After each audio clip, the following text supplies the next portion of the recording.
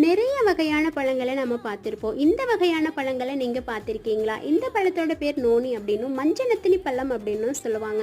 இந்த பழத்தில் பார்த்தீங்க அப்படின்னா மாவுச்சத்து நார்ச்சத்தும் அதிகமாக இருக்கும். இந்த பழம் பார்த்தீங்க அப்படின்னா கேன்சர் நோய் சரி செய்யறதுக்கு ரொம்பவுமே யூஸ்ஃபுல்லாக இருக்கும். இருதயம் தொடர்பான பிரச்சனைகள், நச்சு கழிவுகளை வெளியேற்றவும் இந்த பழம் ரொம்பவுமே பயன்படுது. அது மட்டும் இல்லைங்க, பெண்களுக்கு இர்ரெகுலர் பீரியட்ஸ் இருந்துச்சு அப்படின்னா இந்த பழங்களை அடிக்கடி நம்ம ஜூஸ் போட்டோ இல்லை வெறுமனே கூட சாப்பிட்டு வரலாம்.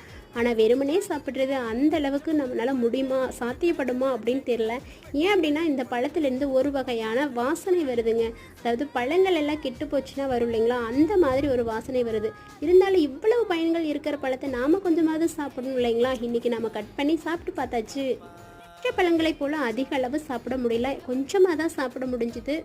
இந்த மாதிரி பழங்களை நீங்களே சாப்பிட்ருக்கீங்களா? சாப்பிட்ருக்கீங்க அப்படின்னா மறக்காமல் நம்மளோட கமெண்ட் பாக்ஸில் கமெண்ட் பண்ணுங்க. தேங்க்ஸ் டு வாட்சிங்.